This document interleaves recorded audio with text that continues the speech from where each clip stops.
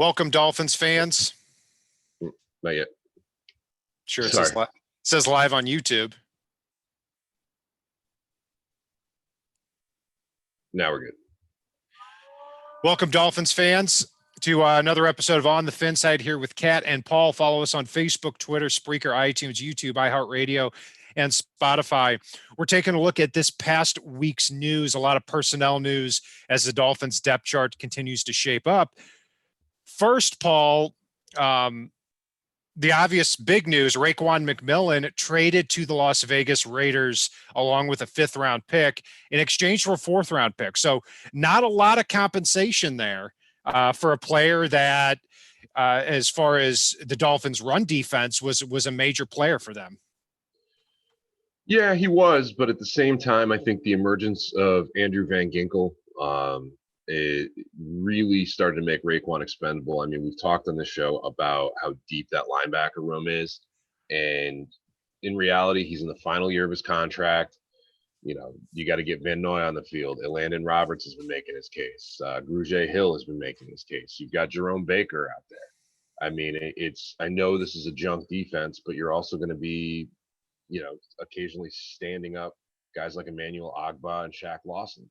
So in reality, Raquan became expendable, and he's in the final year of his contract. So getting a 4th rounder or moving up around in next year's draft, I'll take it. Yeah, I personally, even for 1 year, would lean toward not making that trade, given how little that they got back for it. But I get it, for reasons that you said there. I mean, he's somebody that played 516 snaps last year. He was not going to play 516 snaps this year. They signed Kyle Van Noy. They signed a Landon Roberts. And this is a defense that is going to be playing 5 and 6 defensive backs on the field a lot.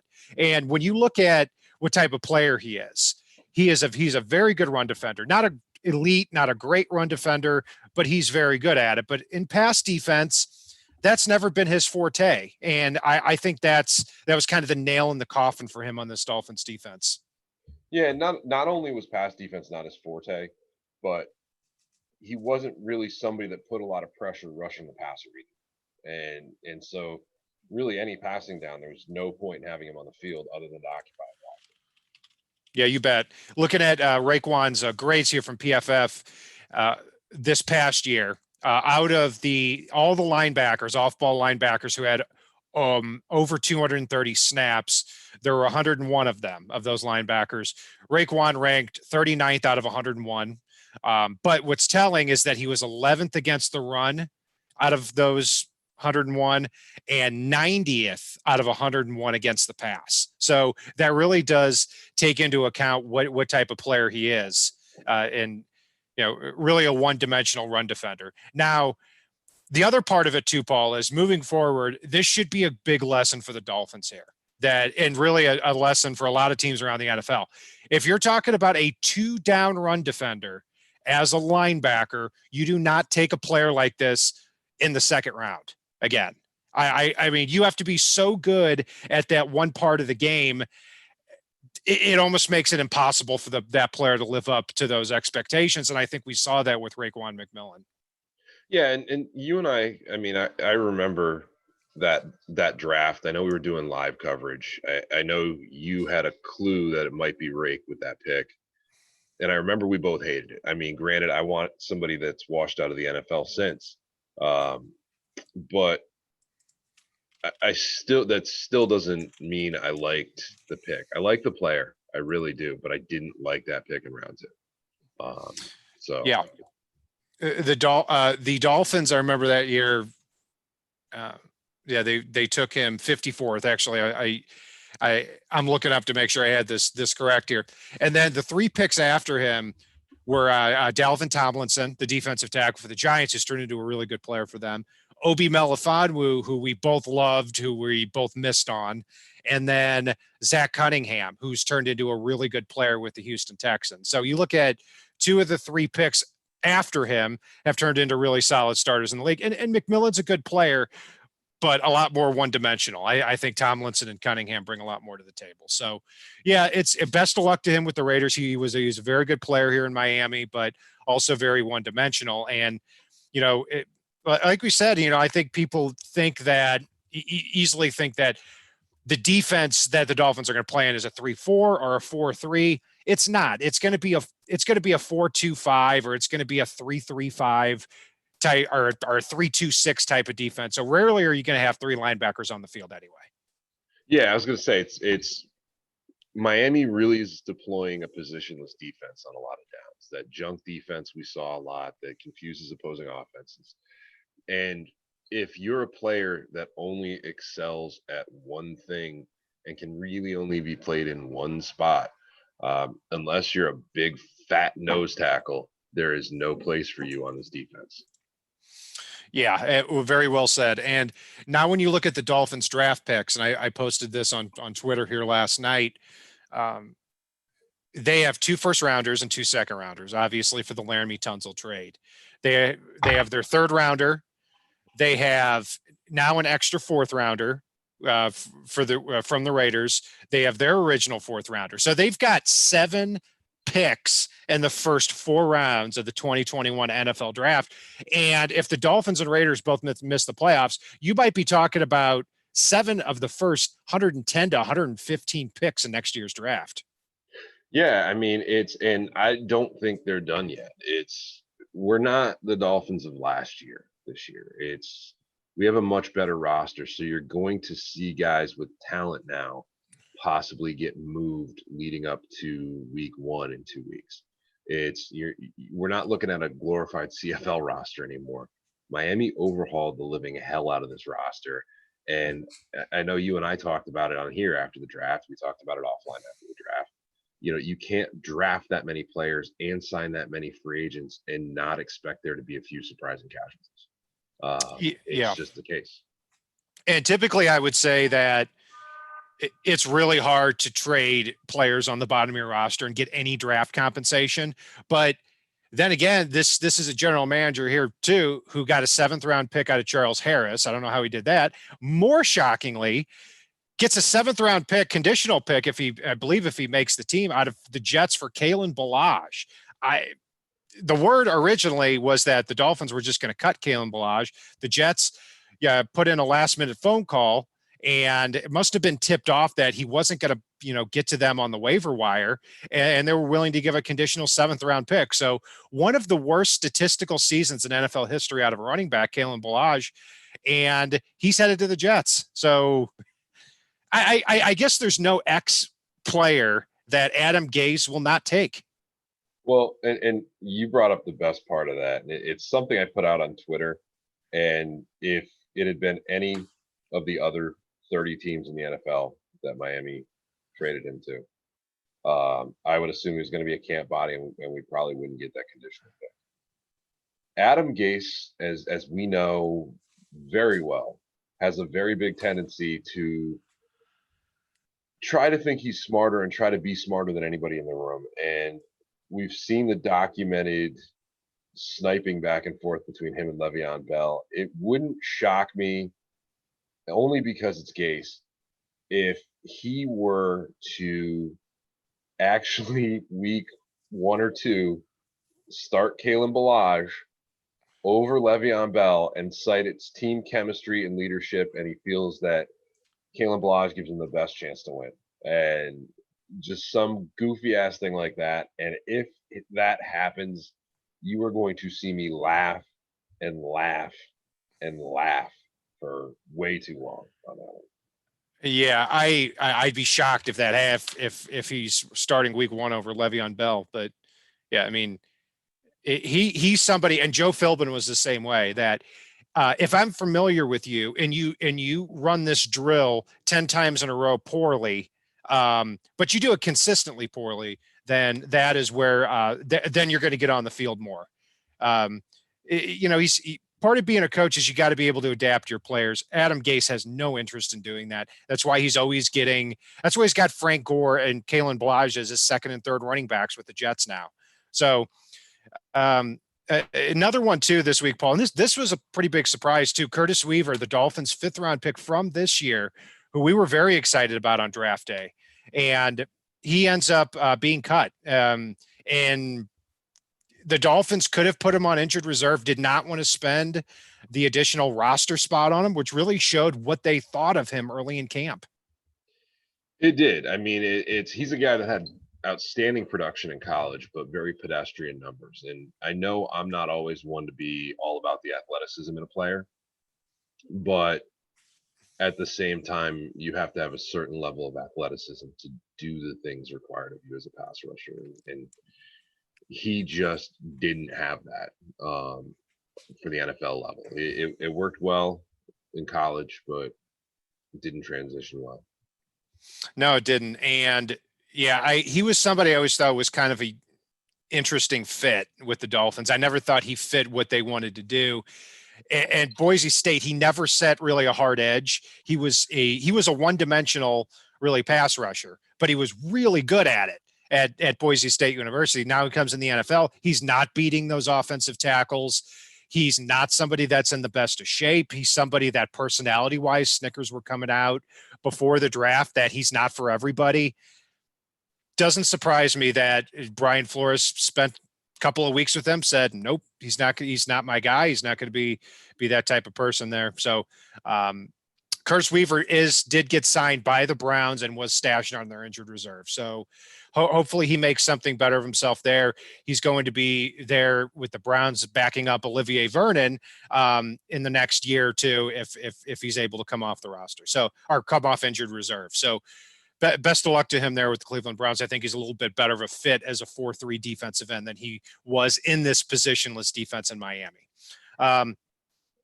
Yeah. Also, too, Paul, Vince Beagle goes on injured reserve this week. Really, really bad. I mean, he's somebody that was a big surprise for the Dolphins last year.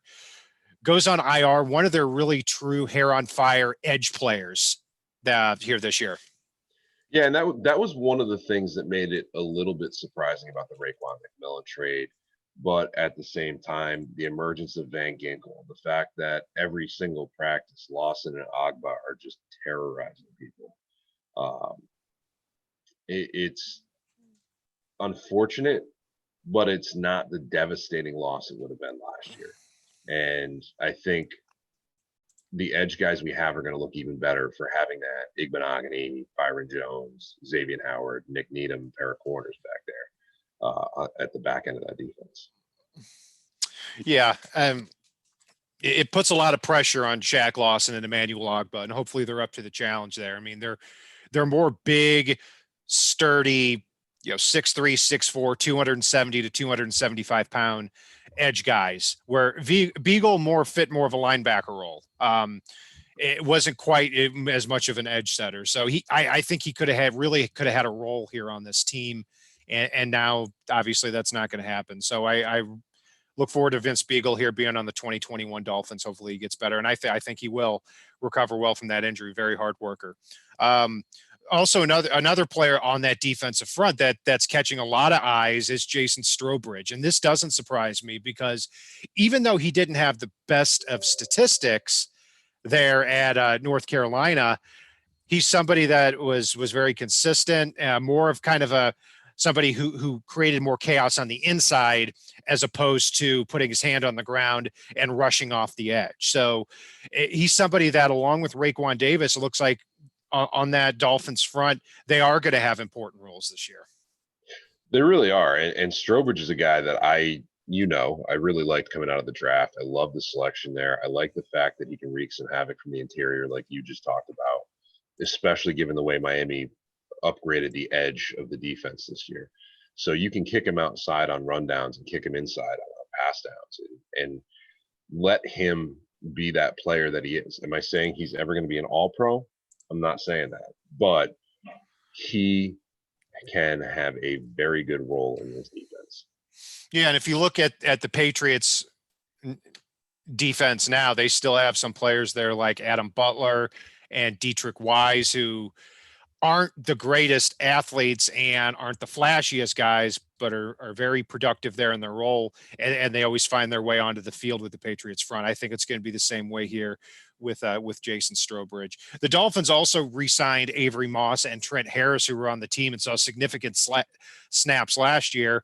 I don't see either one making the roster I see them more being training camp bodies, but yeah, I mean, there's some more roster spots up for grabs now with Vince Beagle on injured reserve as well as Raquan Mcmillan there in Las Vegas.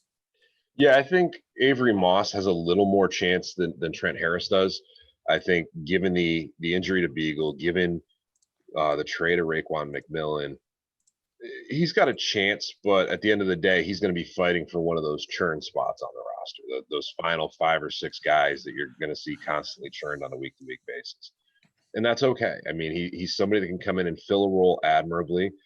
And it's good to see that Miami upgraded enough to take a starter in Avery Moss that was just okay and push him so far down that he's now in one of those churn roster spots in one offseason. I know I keep going back to that, but it's true. It's been amazing what they've done to this roster this offseason. Yeah, and I was watching. I'm at home on paternity leave here, so I'm looking for things to watch on TV while my son's sleeping. And I went back and I'm watching all the condensed Dolphins games from last year. I can't believe the amount of players who saw that many snaps and I forgot how terrible Ryan Lewis was at cornerback, number 24. Unbelievable how he's out there, covering Juju Smith-Schuster and Odell Beckham, and crazy to think about.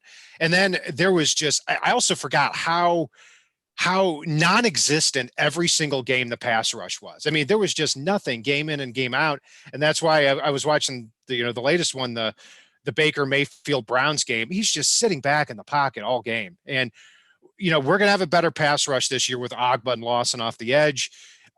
And at defensive back, you've got Xavier Howard, who returns to practice this week. You're going to have Xavier Howard and Byron Jones at the cornerback spots. And then it's starting to look like Noah Igbenogany is going to beat out Nick Needham for that third cornerback spot. Igbenogany is somebody that I thought was going to be more of a project because he's so young. He just turned 20 years old. And it looks like he's going to be playing an important role as that fifth or sixth defensive back in this defense. It does, and it's very interesting. And we both know that there's a tendency to see a few guys get hurt. So I do think we're going to see Needham play a role too this year. You play that many defensive backs, somebody's going to get hurt at some point, and Needham's going to step in admirably, which I love to see. And it's going to vary because so many of our safeties have corner experience too.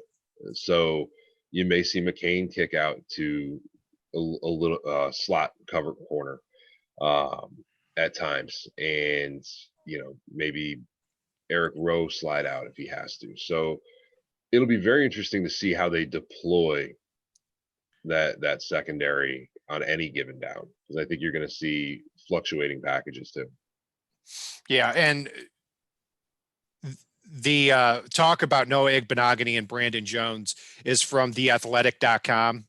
So I want to make it clear that Paul and I are not in there in Dolphins training camp and releasing confidential information here. And I think it's the stupidest thing in the world that we have to say that, because with how little football is going on, you're the people that do go in there for training camp can't even talk about what they're seeing. I mean, give me a break. Yeah, it's weird. It's a weird season this year. It's a weird everything this year. And by the way, Kat, you're getting a whole bunch of congrats on being a dad in the chat. Oh, thanks. Thank you, everyone. I really appreciate it. Yeah, it's been and I'm very lucky my company also is able to help me out with that too, so I can spend some time with my son. But yeah, we've got I'd say we have our newest Dolphins fans, but my wife's a Chiefs fan, so she'll debate that. So hey, if he gets your jersey curse, I want him to be a Chiefs fan. No offense. I was thinking about buying him one, just see if if we can turn this franchise around a little bit in the Catanzaro house. So we'll take a look at that. Or maybe not. The Rake McMillan jerseys are probably on sale right now, so I'd recommend one of those to test it out a little bit. We'll see. I've been told by my wife, mostly by you, because of you, no jerseys for anybody in the house. I don't know if that's a budget thing or if it's a combination of something, but we'll see. I have to tell this one, Kat. I have to tell this one, and I apologize. I still remember after being out there hanging out with you guys, I don't know if it was 6 months, a year later, out of the blue, I just get this apology message from Rachel and basically just telling me, like, Kat's wife, uh, I'm so sorry. I tried to stop him. He didn't listen. And next thing I know, I find out you ordered a jersey. And who was that one? I'm pretty sure I think I ordered 2 jerseys in the same week. It was a custom made Minka jersey and a custom made Laramie Tunsil jersey. So I dropped like $650 on both of those there, and then they're gone. They're traded because I thought Tunsil and Minka, they're going to be. Those are 2 I can bank on are going to be here for the next several years. Boom, Minka starts bitching and gets traded, and then Laramie Tunsil, which I never expected. Dolphins get a king's ransom for him. So yeah, no more jerseys here in the Catanzaro house. But players that are on the roster here, Paul. And this is what we'd love to get some feedback on this. So I looked at the roster here and I posted this on Twitter as well. Is who are the players? I'm not going to say that are locks, but I'd be shocked if they were not on the 53-man roster as the season sat today. So I'm going to go through the list here, and Paul, I sent that to you before. So these are players I'm not going to say are locks, but some of them are, but I'd be shocked if they're not on the 53-man roster. So at quarterback 3, we've got Ryan Fitzpatrick, Josh Rosen, and Tua. At running back, I've got 3. That's Jordan Howard, Matt Breida, Myles Gaskin, and actually 4, Patrick Laird as the 4th guy. That's one I'm a little bit iffy on there with Laird. Wide receiver, I've got 5, Devontae Parker, Preston Williams, who's had a from the whispers of whispers, has had a really great camp so far going up against Byron Jones. So 5 wide receivers, Devontae Parker, Preston Williams, Jakeem Grant, Isaiah Ford, and Malcolm Perry. Who the Dolphins thought enough of to draft. At tight end 3, you've got Mike Gesicki, Adam Shaheen, and Durham Smythe. And along the offensive line, you've got 8 players: Austin Jackson, Eric Flowers, Ted Karras, Solomon Kinley, Jesse Davis, Robert Hunt, Michael Dieter, Julian Davenport. So you got 8 offensive linemen there. So we'll get to the defense in a second there, Paul. Anybody you would add or remove from that list there? As far as locks go, no, not really. I mean, I think you're in pretty good shape on that one. Yeah, and I think, a lot of people when I put this out said that, I think, I don't think Durham Smythe's a lock. I don't think Patrick Laird is a lock because of the addition of Matt Breida. I don't disagree with that. And again, like I said before, the word lock I think might be a little bit too strong. But if we're talking, I would say players that I'd be surprised if they're not on the roster as it currently sits here today. So what I'd add to that too, Kat, is these locks are not taking into account who gets cut by other teams or if some trade falls into the Dolphins' lap that puts them in a position where it's like, oh, okay, kind of like we would have had Mcmillan as a lock to make the roster if he hadn't been traded to the Raiders, because Miami very likely was not cutting Mcmillan, but he got traded. So that's just something else to consider as well. These locks here when we talk about this. Yeah, absolutely. And last year too, we're not going to see as much turnover after the initial wave of cuts here, but last year you had some players like Adolphus Washington, who we thought had a very good preseason, who was going to make the roster, and then he gets cut because the Dolphins were eyeing somebody else, and they were eyeing a lot of players here at the end of last year. We should see some overturn though. Still after the Dolphins' final cuts. I mean, one thing I like about this regime with Brian Flores and with Chris Greer is they're always trying to overturn the bottom of the roster, get some better players. And one of the players that was added last year after the final cuts was Vince Beagle, and he turned out to be a very good player for the Dolphins last year. So keep that in mind as well. So let's look at the defensive side of the ball, Paul. Along the defensive line, here, we've got Shaq Lawson, Davin Gotcha, Christian Wilkins, Emmanuel Ogba, Raquan Davis, and Jason Strowbridge. At linebacker, we're looking at Jerome Baker, Kyle Van Noy, Landon Roberts, Andrew Van Ginkel, Camus Grugier Hill. So you've got 5 linebackers, off-ball linebackers. And then at defensive back, I've got 9 defensive backs who I would say are firmly comfortably on the roster right now. Xavier Howard and Byron Jones at corner, Bobby McCain and Eric Rowe at safety, and then your backups at defensive back. You've got rookies Noah Igbenogany, Brandon Jones, Clayton Fedulum, Jamal Perry, and Nick Needham there as those 9 guys. So anybody you'd add or remove from that list? You're killing me here.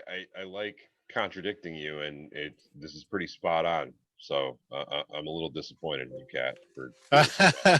Well, no, that it's good because it means that, you know, it's if we're thinking that, I'm sure a lot of people out there are thinking that too.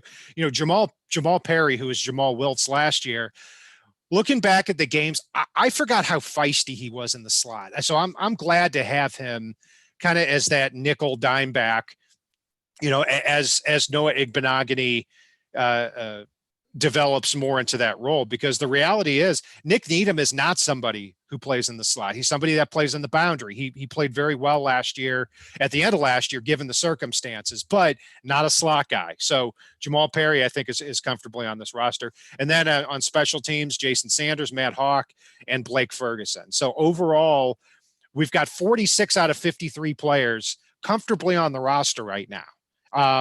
Last year, I think it was a lot different. Yeah, no, it really was. I mean, last year it was kind of who the hell is going to be here, and with that being the case, I'm very excited to see who these bottom end of the roster guys are, because there's a lot of guys left that I'm excited about. Guys like Kirk Merritt, guys like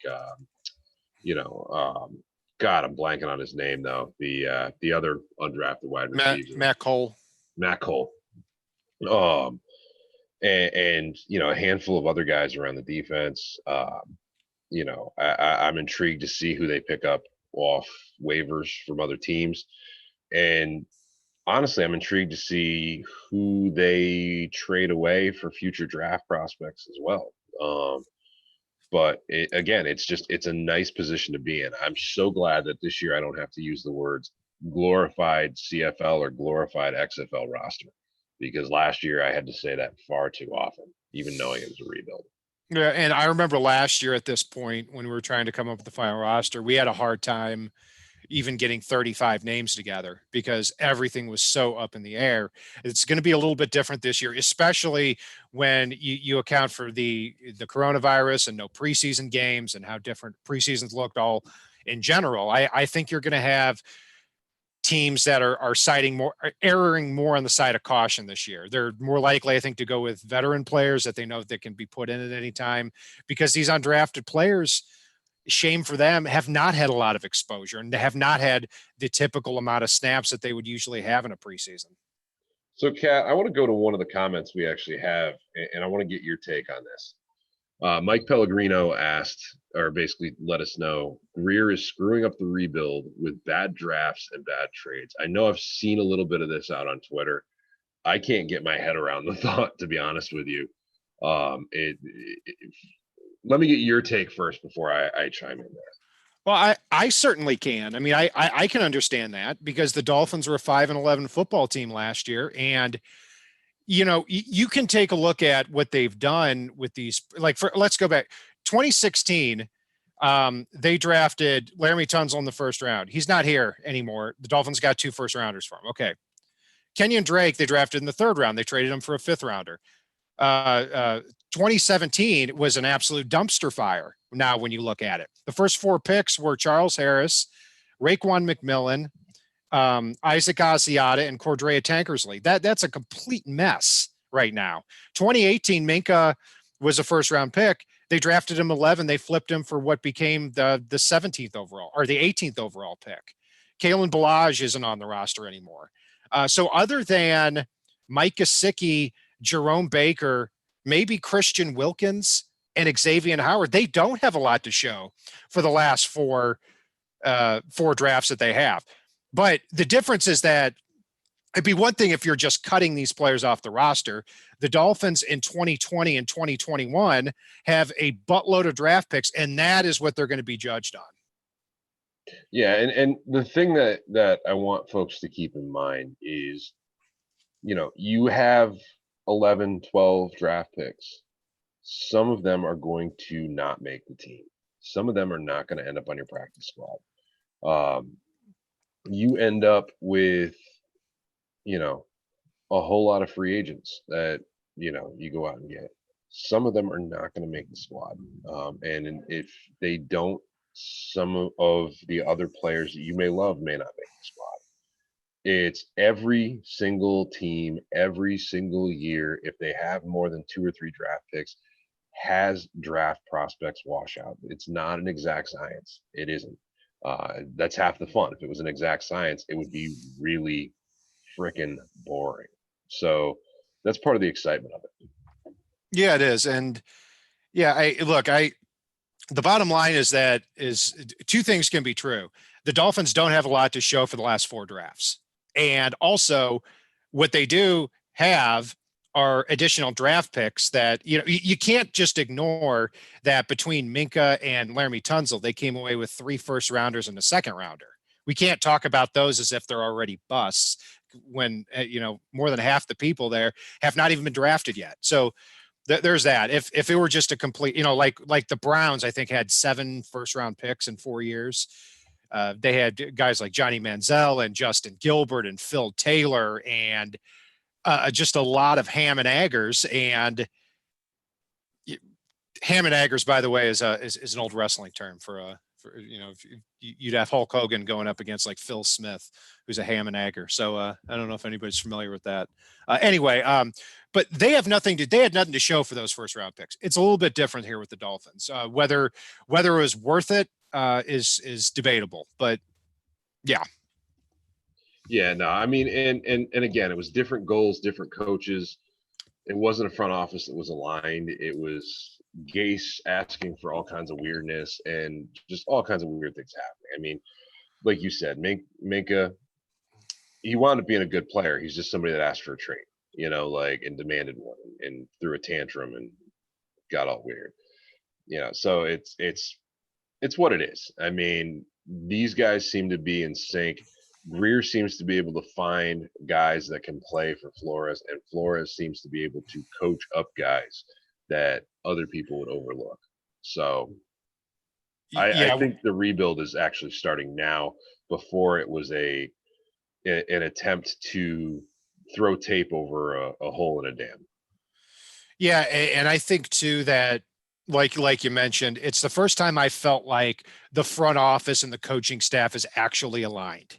Under the Adam Gase era, I mean, you had Adam Gase's in the same room. You had Steve Ross, you had Adam Gase, you had Chris Greer, and you had Mike Tannenbaum. And it was clear that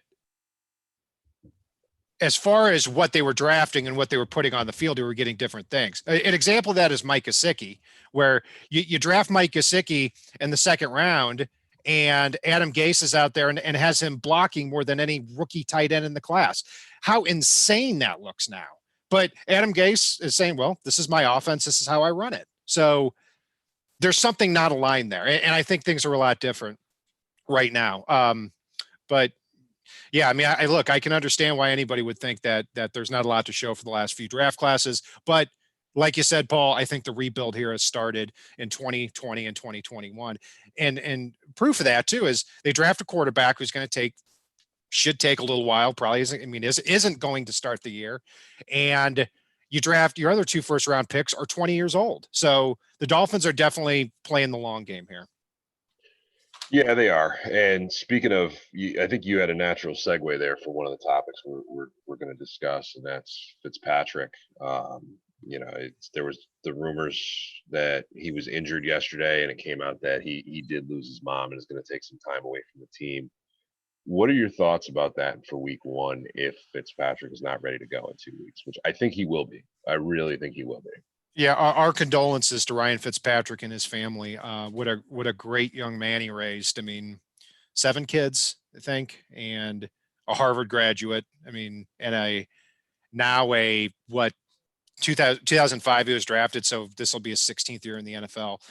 I mean, what a great career, and I'm sure a great mom as well. So our definite condolences here on the show to the Fitzpatrick family. I would be shocked if Ryan Fitzpatrick is not under center week 1 for the Miami Dolphins going up against the Patriots, especially when how meaningful that win would be to this Dolphins franchise. Let's keep in mind that the Patriots if the Dolphins lose or the Dolphins beat the Patriots in New England, that'll mean that the Patriots past 3 games will have been 2 losses to the Dolphins at home and a playoff loss. I mean, that would be that. Yeah, that's true. I mean, you want to talk about something that can flip the psychology of the division. That would be it. And knowing Fitzpatrick, he's going to want to go out there and he's going to want to win that one for his mom. Oh, completely. He's gonna want to win it for his mom, but honestly, knowing Fitzpatrick, even more than winning it for her, and this is one of the things I really love about Ryan is he's gonna want to go out there and win it for the other 50-something guys on that roster and in that locker room. That's him. Like, he doesn't want to win it for himself.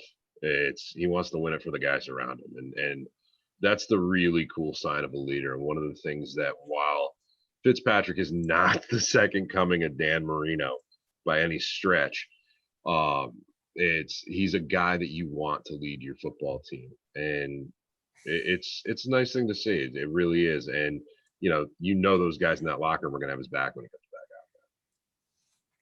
out. Absolutely.